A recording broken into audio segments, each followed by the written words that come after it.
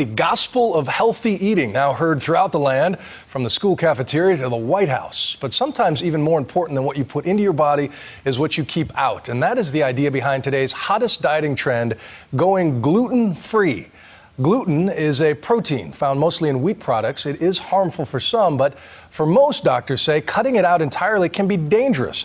Here's my co-anchor, Terry Moran, with details. Victoria Beckham is doing it.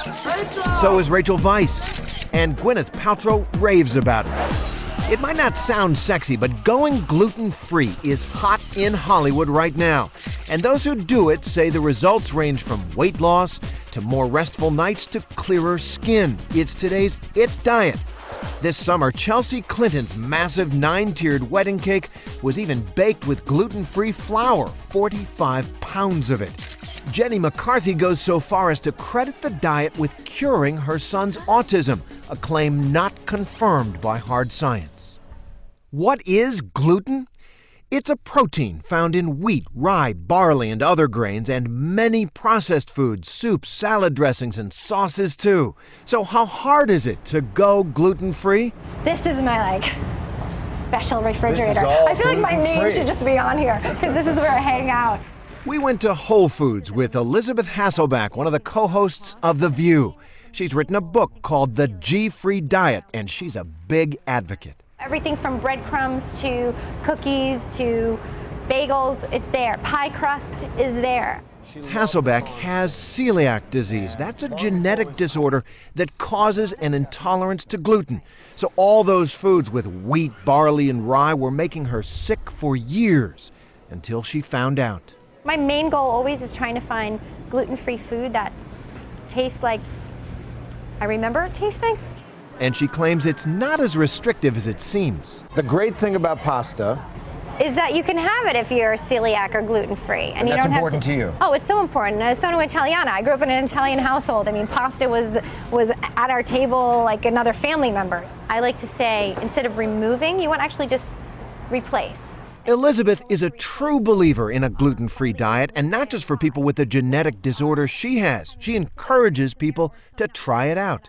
You know, you still have to make sure you're eating a balanced meal. But those that are adopting this for fashion or trend, they're going to probably like it. You know, they're going to see that there are many more options than they thought. Do you think I'd be better off reducing or eliminating gluten from my diet?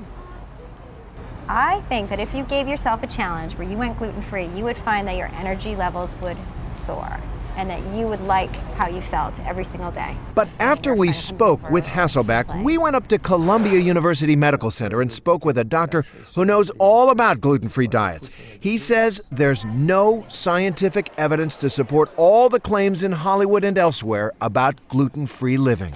Are there benefits for a person who doesn't have celiac disease in adopting a gluten-free diet? Not that I'm aware of. Not only that, but there's no guarantee of weight loss, and it's likely bad for you to cut out all gluten. Comparatively few people have celiac disease, about 1 in 100. And doctors who are very familiar with the diet say that going gluten-free can be dangerous unless you are one of the minority of people with that disease. I see some very famous people telling me that this is a healthful way to eat it. It sounds healthful. Yeah. What's wrong? Well, a gluten-free diet is not entirely healthy. Often it lacks fiber. And the manufacturers of wheat flour fortify wheat flour with vitamins and minerals. Popularized by a scene from Gossip Girl, Pie's been secured. Thanksgiving no longer needs to be canceled. Baby Cake's bakery in downtown Manhattan is filled with gluten-free goodies, from cakes to donuts to brownies and cupcakes. So what's not in your cupcakes? There is no gluten, no dairy, no eggs, no soy, no refined sugar, no preservatives. So how do you make a cupcake? Well, we start out with the cupcake base, which is made of garbanzo fava bean flour, potato starch, arrowroot. We use agave nectar instead of sugar, applesauce instead of eggs, coconut oil instead of butter. And somehow it tastes good. I don't know how it happened. It's those missing nutrients that make a diet entirely devoid of gluten unhealthy for most people.